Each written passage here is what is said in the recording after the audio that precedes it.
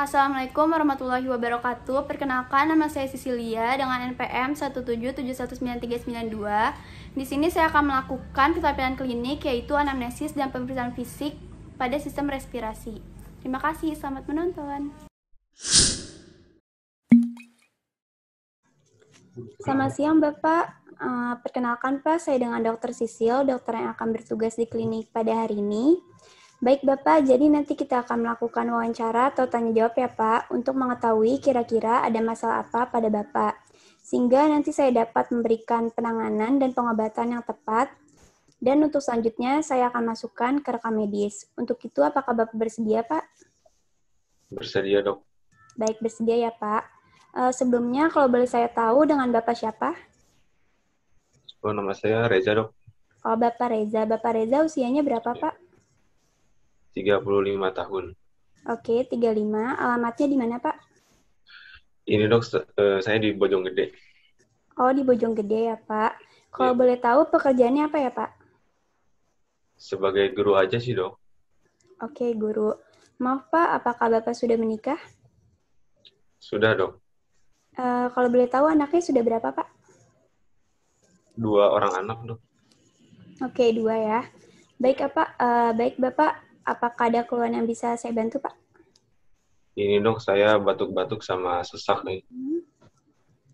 Oke, batuk sama sesak ya Pak. Kalau boleh tahu sejak kapan ya Pak? Batuknya ini kira-kira sudah 5 harian, Dok. Kalau sesaknya baru kemarin sih, Dok. Oke, batuknya ini kira-kira berdahak atau enggak Pak? Enggak, Dok. Enggak. Kalau lagi batuk, kira-kira suka ikutan nyeri dada atau sakit kepala juga nggak, Pak? Oh iya, Dok. Kalau batuk tuh dada saya jadi agak sakit, terus kepalanya juga jadi ikut sakit sih, Dok. Baik. Kalau Iya. sesaknya bagaimana ya, Pak? Kira-kira sesaknya ini ketika Bapak sedang bernafas, apakah ada bunyi mengi atau seperti suara ngik-ngik gitu, Pak? Oh ya, Dok, ada bunyi ngik-ngik gitu sih. Oke, baik. Ada ya, Pak. Apakah sebelumnya Bapak pernah mengalami keluhan seperti ini juga, Pak? Oh iya, pernah, Dok. Kayaknya pas 1 bulan yang lalu deh, Dok. Oke, baik. Apakah Bapak ada riwayat penyakit terdahulu, Pak?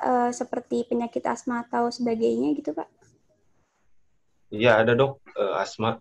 Oke, berarti ada riwayat asma ya, Pak. Asmanya ini kira-kira sudah sejak kapan, Pak? Kayaknya pas saya usia 5 tahun deh, Dok. Oke, baik. Selain itu, apakah ada pilek atau demam, Pak? Ada, Dok. Ada. Oke, apakah sebelumnya Bapak pernah mengonsumsi obat-obatan, Pak? Iya, Dok, pernah. Kalau boleh tahu obatnya itu apa ya, Pak? Aduh, saya lupa, Dok. Pokoknya saya beli obat di warung sih. Oke, obat warung ya, Pak. Apakah setelah mengkonsumsi obat ini keluhannya jadi membaik, Pak? Enggak, Dok. Makanya saya ke sini. Baik. Selanjutnya, apakah sebelumnya Bapak udah periksakan ke rumah sakit atau ke klinik gitu, Pak? Enggak pernah, Dok. Baru ke sini aja. Oke, baru sini aja pertama kali ya, Pak. Apakah ada alergi? Apakah ada alergi, Pak? Ada, Dok. Saya ada alergi debu sama alergi dingin sih. Oke, ada alergi. Kalau boleh tahu, apakah ada kegiatan atau aktivitas yang bisa memperingan keluhannya, Pak? Paling kalau saya istirahat atau tiduran gitu, Dok. Kalau yang bisa memperberat keluhannya, kira-kira kegiatan seperti apa, Pak? Kalau saya kecapean sih, Dok, itu makin sesak rasanya. Oke, berarti kalau kecapean makin sesak ya, Pak. Maaf, Bapak, apakah Bapak merokok? Iya, Dok, saya ngerokok. Tapi jarang-jarang sih, Dok. Paling seminggu tuh cuman 3 sampai 4 kali doang sih. Kalau boleh saya tahu nih, Pak, rokoknya jenis apa ya, Pak? Rokok batangan atau vape gitu, Pak? Rokok batangan, Dok. Oke, baik. Mohon maaf, Pak, apakah istri Bapak juga merokok? Enggak, Dok. Enggak. Kalau dari keluarga sendiri nih, Pak, apakah ada yang punya riwayat asma juga, Pak? Ada, Dok, ibu saya. Oke, ibunya ya, Pak. Kalau dari anak Bapak, apakah ada yang punya asma juga, Pak? Enggak tahu, Dok. Setahu saya sih enggak ada, Dok. Oke, baik. Apakah di rumah Bapak memelihara hewan peliharaan, Pak? Iya dok, saya melihara kucing. Oke, kucing ya Pak. Baik Bapak, tanya jawabnya sudah selesai ya Pak. Selanjutnya saya akan konfirmasi kembali untuk keluhannya. Jadi dengan Bapak Reza, usianya 35 tahun, alamatnya di Bojonggede, pekerjaannya sebagai guru, kemudian keluhannya ini batuk dan sesak. Batuknya sudah 5 hari yang lalu, sesaknya baru kemarin ya Pak. Kemudian ada keluhan lain seperti demam dan pilek, kemudian nyeri dada dan sakit kepala. Serta ada riwayat asma dan di keluarga juga ada riwayat asma. Kemudian Bapak merokok, kemudian ada riwayat konsumsi obat, dan ada alergi debu dan dingin. Serta di rumah Bapak ini melihara kucing ya Pak. Baik Bapak, apakah ada yang terlewat atau mungkin ada yang belum saya sebutkan Pak? Nggak ada dok. Baik, sudah cukup jelas ya Pak. Apakah ada yang ingin ditanyakan lagi Pak? Nggak ada dok, sudah jelas. Oke, sudah cukup jelas ya Pak. Selanjutnya saya akan catat hasilnya di rekam medis. Baik Bapak, jadi untuk selanjutnya Bapak perlu dilakukan pemeriksaan fisik Pak, di mana nanti mungkin menimbulkan sedikit ketidaknyamanan, karena nanti Bapak diminta untuk melepas pakaian Bapak. Kemudian saya akan melakukan pemeriksaan seperti menempelkan tangan saya, kemudian mengetuk-ngetuk bagian dada Bapak. Untuk itu apakah Bapak bersedia Pak? Baik dok, saya bersedia. Baik, bersedia ya Pak. Mari kita ke bed. Baik, jadi pertama-tama saya akan memeriksa ketersediaan alat. Di sini saya menggunakan stetoskop. Setelah itu saya akan mencuci tangan saya terlebih dahulu sebelum melakukan pemeriksaan.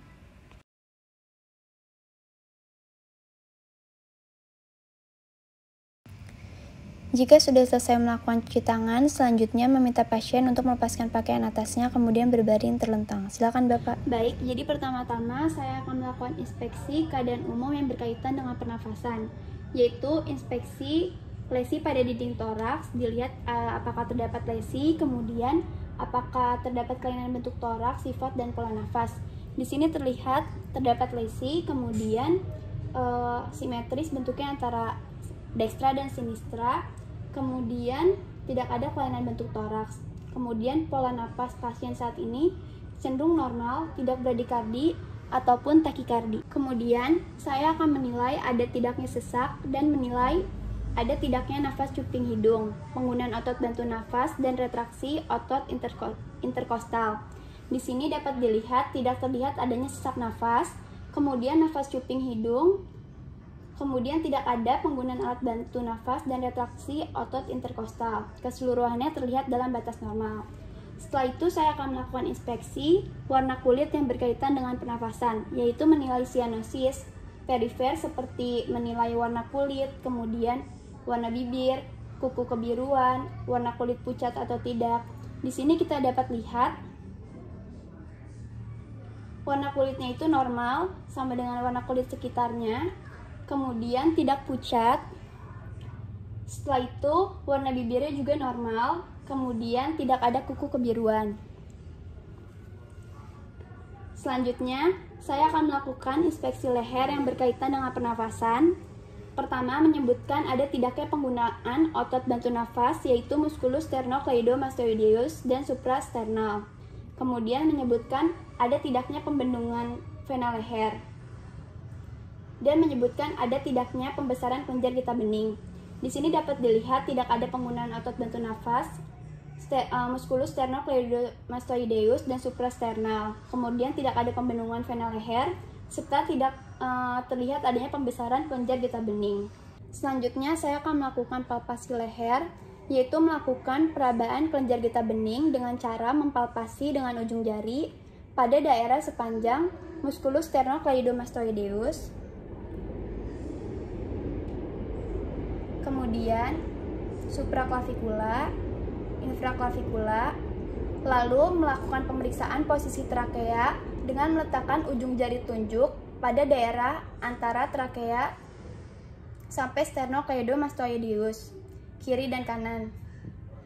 Hasilnya yaitu dalam batas normal, yaitu tidak terdapat adanya pembesaran kelenjar getah bening dan posisi trakea dalam batas normal. Selanjutnya saya akan melakukan inspeksi ekstremitas yang berkaitan dengan pernafasan, yaitu menilai jari tabuh. Di sini tidak terlihat adanya jari tabu atau clubbing finger. Kemudian tidak ada karat nikotin dan kemudian tidak ada pengecilan otot lengan. Setelah itu saya akan melakukan pemeriksaan toraks anterior, yaitu dengan cara melakukan inspeksi toraks anterior. Pertama-tama inspeksi bentuk toraks dengan menilai diameter antero-posterior dibandingkan diameter sagital serta besar sudut angulus costae. Kemudian mengidentifikasi ada tidaknya penyempitan dan pelebaran sela iga. Di sini terlihat hasilnya yaitu dalam batas normal, tidak terdapat kelainan, lalu bentuk dinding antara dekstra dan sinistranya itu simetris, kemudian terlihat kuat angkat, lalu tidak terlihat adanya penyempitan dan pelebaran sela iga. Kemudian saya akan menginspeksi kelainan lain seperti ada tidaknya bendungan vena, kemudian benjolan, ginekomastia, kemudian atau spider nevi. Di sini tidak terlihat adanya pembendungan vena, benjolan, ginekomastia atau spider nevi. Setelah itu, saya akan menilai kesimetrisan hemitoraks kiri dan kanan. Kemudian menilai frekuensi nafas dalam 1 menit dan menilai kedalaman pernafasan. Di sini hasilnya itu dalam batas normal, yaitu hemitoraks kiri dan kanan simetris. Setelah itu frekuensi nafasnya dalam batas normal, tidak terlihat adanya sesak.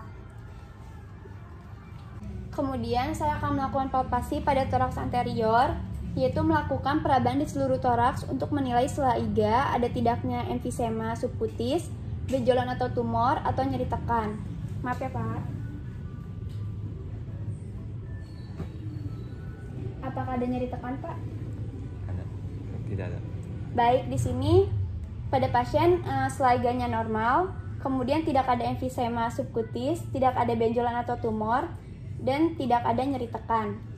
Selanjutnya, melakukan pemeriksaan ekspansi toraks dengan meletakkan kedua telapak tangan pada toraks kiri dan kanan dengan kedua ibu jari saling bertemu dan meminta pasien inspirasi dalam. Tarik nafas ya Pak. Tarik nafas.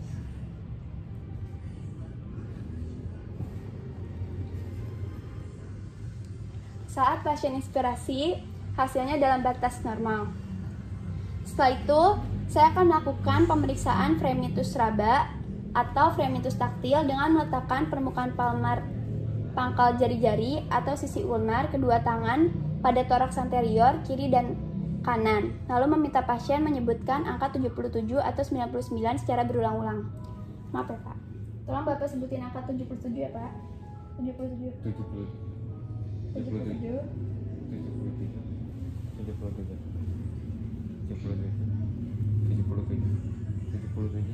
Baik.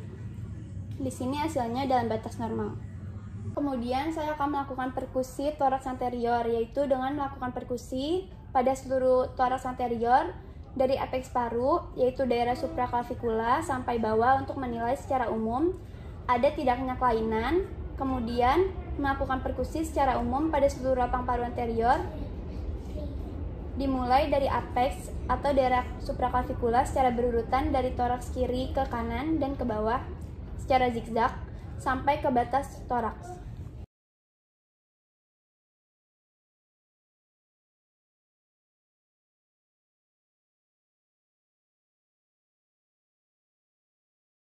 Selanjutnya, saya akan menentukan bunyi ketukan, sonor, hipersonor, redup, peka, atau timpani, yaitu dengan cara melakukan perkusi di daerah aksila dengan terlebih dahulu meminta pasien mengangkat lengan ke atas kepala. Maaf Pak, atau angkat tangannya Pak. Maaf ya Pak.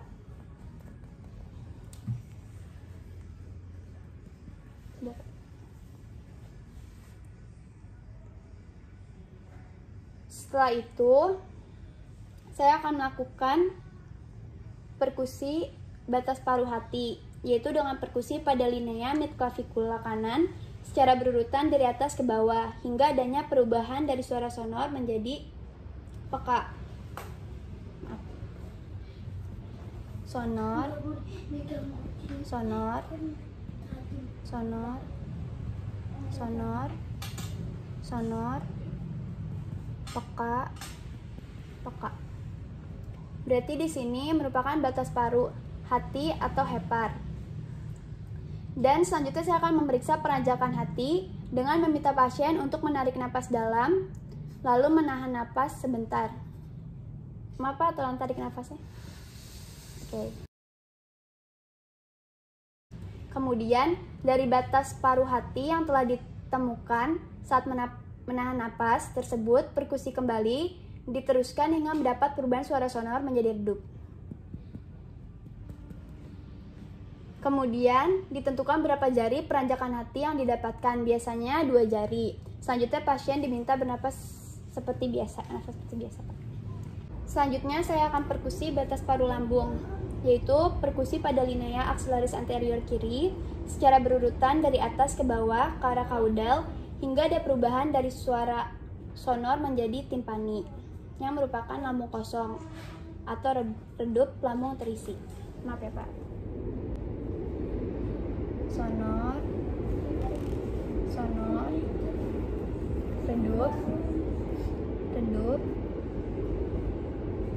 redup, timpani. Hasilnya yaitu dalam batas normal, tidak terdapat kelainan. Selanjutnya saya akan melakukan auskultasi pada toraks anterior.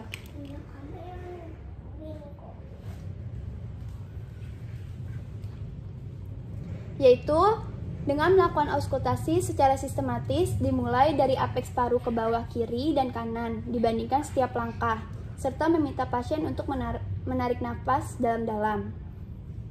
Kemudian menentukan suara napas pokok, vesikuler, bronkovesikuler, bronkial, atau trakeal. Lalu menentukan ada tidaknya suara napas tambahan seperti ronki basah, ronki kering, bunyi gesekan pleura, kemudian Hippocrates suffocation, kemudian pneumotoraks klik, amforik, atau wheezing.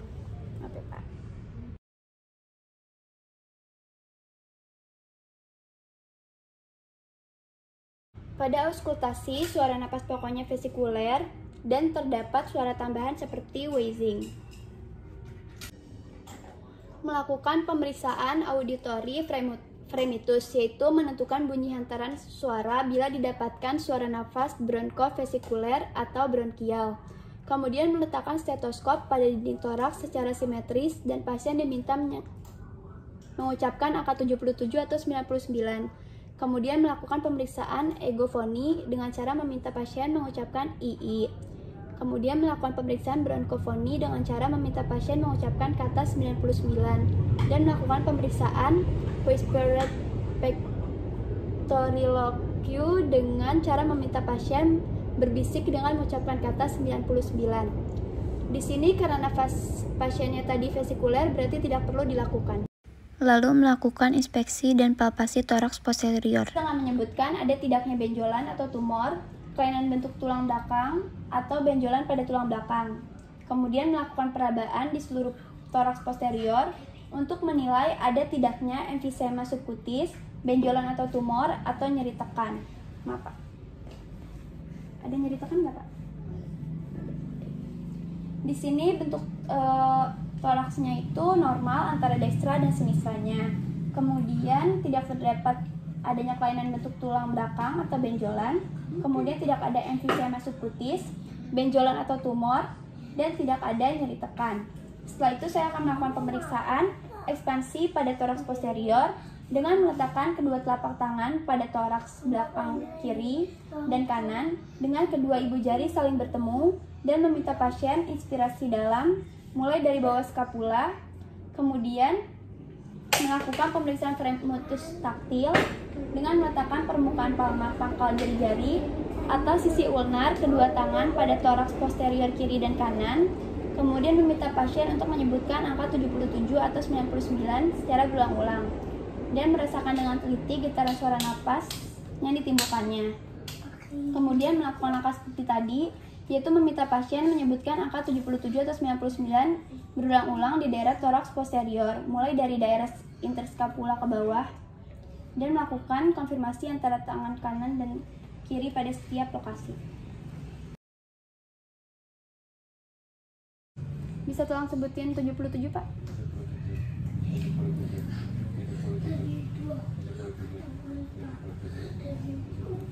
Baik, hasilnya yaitu dalam batas normal. Selanjutnya saya akan melakukan perkusi seluruh toraks posterior dari apeks paru, kemudian atau dari atas skapula sampai ke bawah interskapula, terus sampai ke bawah skapula untuk menilai ada tidaknya kelainan. Kemudian membandingkan paru kiri dan kanan pada setiap lokasi pemeriksaan dengan ladder light pattern.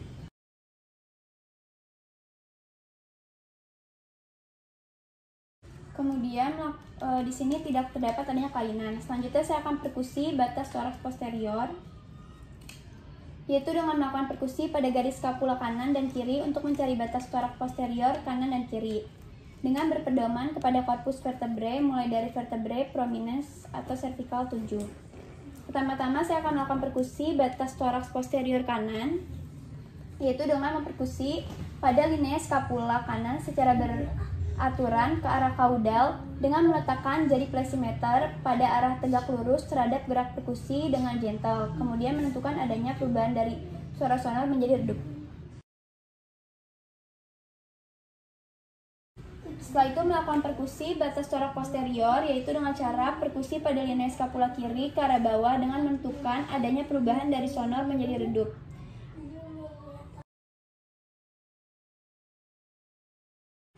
Biasanya setinggi toracalis 10. Dan terakhir saya akan melakukan auskultasi toraks posterior, yaitu dengan melakukan auskultasi paru secara sistematis, kemudian melakukan dari apeks paru, yaitu daerah atas skapula, daerah interskapula, terus ke bawah. Kemudian membandingkan paru kiri dan kanan pada setiap lokasi pemeriksaan dengan ladder light pattern. Bila perlu, pasien diminta bernapas lebih dalam. Tarik napas, Pak.